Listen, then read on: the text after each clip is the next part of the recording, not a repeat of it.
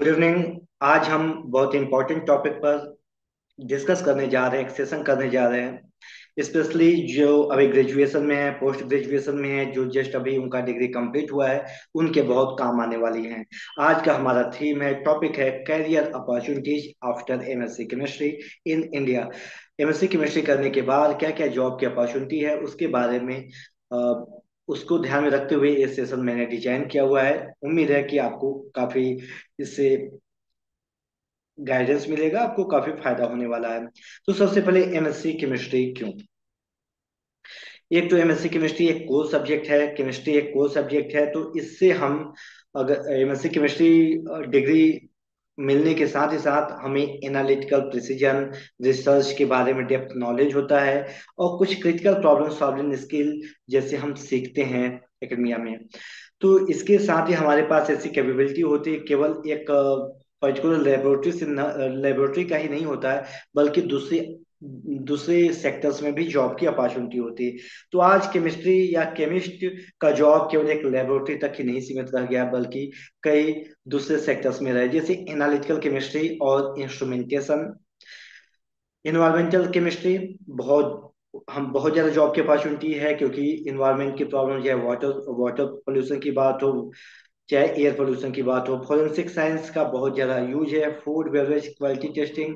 Cosmetic science का agrochemical industry में, oil और गैस इंडस्ट्री में। फार्मास्यूटिकल इंडस्ट्री बहुत ही वाइब्रेंट है। पीएसयू में बाइगेट, गेट के through BARC, IISc, IIT, CSIR lab, DRDO जैसे प्रेस्टिजियस इंस्टीट्यूट्स में भी जॉब की अपॉर्चुनिटी हमारे लिए बनी हुई है। तो वैसे देखा जाए तो एमएससी केमिस्ट्री के बाद जॉब की बहुत ज्यादा संभावना है।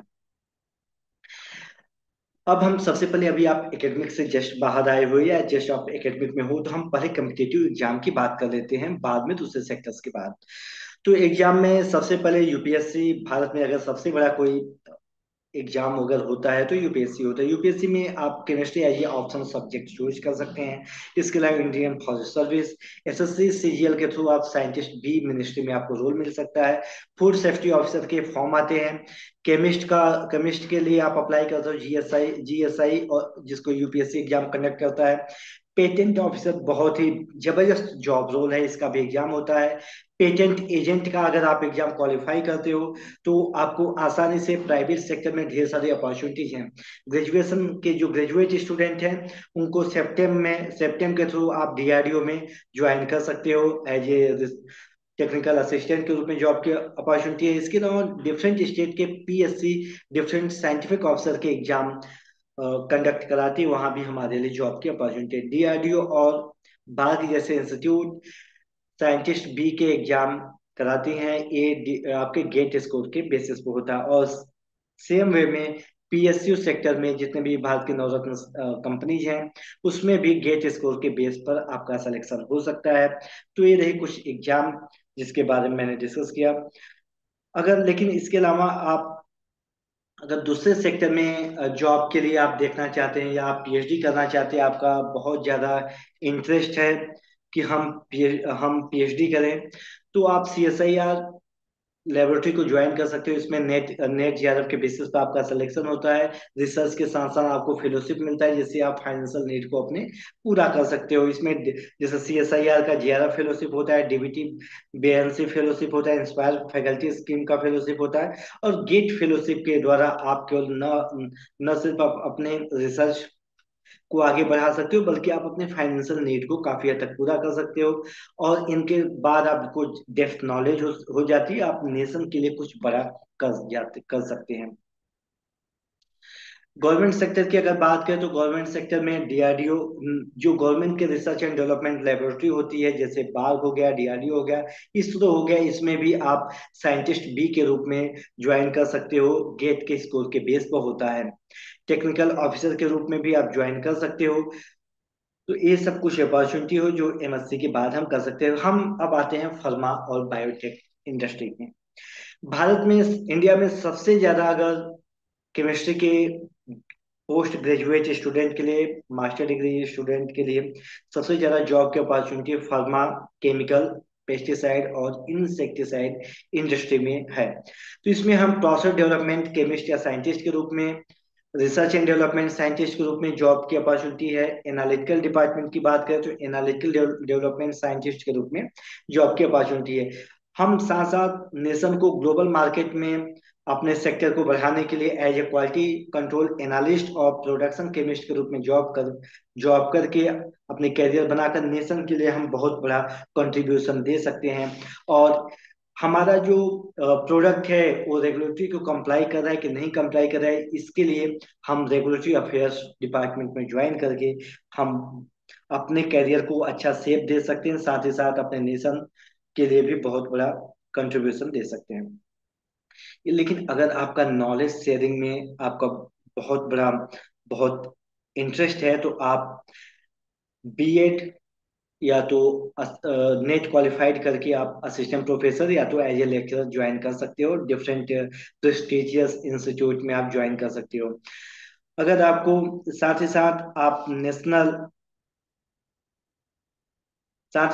आप नेशनल इम्पोर्टेंट इंस्टीट्यूट जैसे आईआईटी, एनआईटी, आईसर और दूसरे एकेडमिक में आप लैब इंस्ट्रक्टर, लैब ऑफिसर के रूप में जॉब कर सकते हैं। इसके अलावा प्राइवेट सेक्टर जैसे आकाश, एलन केम एकेडमी जैसे इंस्टीट्यूट आपको फैकल्टी के रूप में हायर करती हैं, वहां भी आप जॉब के लिए वहां भी कैरियर आप बना सकते हो। हम सैलरी की अगर बात करें तो R&D, research and development, quality control, quality affairs, insurance department, analytical department, academia में और केमिकल इंडस्ट्री में क्या सैलरी का स्केल है, फ्रेशर में जो सैलरी का है मैं यहाँ पर शेयर किया। यहाँ पे बहुत इंपॉर्टेंट चीज मैं आपको बताना चाहता हूँ। शुरू में किसी भी इंडस्ट्री में ज्वाइन करना बहुत जरूरी है। आप ये मत देखिए आपको शुरू में कितनी स्टार्टिंग में कितनी सैलरी मिल रही है। इंडस्ट्री में एंट्री पाना ज्यादा इंपॉर्टेंट है। आप कम सैलरी में अगर एंट्री पा रहे हो, उसके बाद आप अपने ग्रोथ को, अपने स्किल डेवलपमेंट करके, अपने नॉलेज को इंक्रीज करके आप चाहो तो अपनी सैलरी को मनचाहा सैलरी आप पा सकते हो। ऐसा भी पॉसिबल है। तो सबसे पहले एंट्री करना ज्यादा जरूरी है। कई बार ऐसा होता है कि हमें बोलते हैं कि हमने एमएससी किया है तो 10,000 12,000 की सैलरी के लिए तो हम नहीं किए हैं। तो इस मानसिकता से हमें बाहर आना होगा, क्योंकि अगर ऐसा आप सोचोगे तो एंट्री ही नहीं पाओगे। हर साल लाखों की संख्या में मास्टर्स डिग्री वाले स्टूडेंट आ रहे हैं, उस उतने उतने नंबर ऑफ जॉब्स नहीं है। तो सबसे पहले हमारी ये जिम्मेदारी हमें समझना है कि हमें किसी भी तरीके से एंट्री पाना है। इसके अलावा जो अभी तक जो हमने डिस्कस किया वो ट्रेडिशनल जॉब था। जो अभी अल्टरनेटिव या इमर्जिंग जॉब की बात करें तो जैसे एनालिटिकल डिपार्टमेंट में हम इंस्ट्रूमेंट का एचपीएलसी का, आईआर का, जीसी का, इन सब का यूज करते हैं। तो इन इंस्ट्रूमेंट को बनाने वाली कंपनी जैसे थर्मो फिशर हो गई, एजिलेंट हो गई, वाटर हो गई, तो इनके जो प्रोडक्ट होते हैं यानी जो इंस्ट्रूमेंट होते हैं उसको सेल करने के लिए वे टेक्निकल सेल्स ऑफिसर या सेल्स ऑपरेटर को हायर करते हैं। तो वहां भी हम अपना करियर बना सकते हैं। इसके अलावा आप अगर साइंटिफिक कंटेंट राइटिंग के लिए अगर आपका बहुत ज्यादा इंटरेस्ट है तो वहां पर हम जॉब बना सकते हैं। अभी सबसे ज्यादा अगर सबसे वाइब्रेंट अभी कैरियर अपॉर्चुनिटी अगर कुछ है तो वो डेटा साइंटिस्ट के रूप में, अगर आपको केन इन्फॉर्मेटिक्स के बारे में, डॉकिंग के बारे में नॉलेज है तो रिसर्च एंड डेवलपमेंट से रिलेटेड जो कंपनियां हैं वहां पर हमें जॉब की अपॉर्चुनिटी है। और सबसे आसानी से जो जॉब मिलता है वो मेडिकल रिप्रेजेंटेटिव यानी कि एमआर का जॉब है। अगर आपको आपके प्रोडक्ट जो फार्मास्यूटिकल प्रोडक्ट हैं, दवाइयाँ हैं, उनके बारे में आप नॉलेज इकट्ठा करके आप जॉब जैसे पाते हो, आपको डॉक्टर के पास जो मेडिकल शॉप है उनके पास जाकर आप अपने प्रोडक्ट के बारे में बताते हो किसका ये जॉब रोल है, इसका ये मेडिकल बेनिफिट है, इसका एक्टिविटी है, ये सारी चीजें आप बताने का काम मेडिकल रिप्रेजेंटेटिव एमआर का होता है। यहाँ भी आप जॉब बना सकते हो। अब इस फील्ड में अगर आपने एकेडमिक का डिग्री लिया है उसके बाद अगर आपके पास कुछ सर्टिफिकेशन कोर्स जैसे एनएमआर, एचपीएलसी, जीसीएमएस, इन सब के अगर आप सर्टिफिकेट आपके पास है, आपने अपने एकेडमिक में एक दो आपके रिव्यू पेपर्स हैं, रिसर्च पेपर हैं, आप इंडो यूएस, केमसेम, आईसीसी जैसे काउंसिल्स में पार्टिसिपेट करते हो, इनमें इनके नेटवर्क के थ्रू भी आपके आपको जॉब की अपॉर्चुनिटी होती है। इसके अलावा अगर आप CSI लेबोरेटरी फार्मास्यूटिकल कंपनी में आप इंटर्नशिप करते हो, किसी दूसरे लेबोरेटरी में आप इंटर्नशिप प्रोग्राम का आप हिस्सा हो, तो आपको बहुत ज़्यादा चांसेस होते हैं कि आपको जॉब मिले। इसलिए मैं आपको यही सजेस्ट करूंगा, जैसे ही आपको मौका मिले सर्टिफिकेशन कोर्स या इंटर्नशिप प्रोग्राम में आप जरूर पार्टिसिपेट करें। ये आपके कैरियर के लिए बहुत ज़्यादा बेनिफिशियल होने वाला है।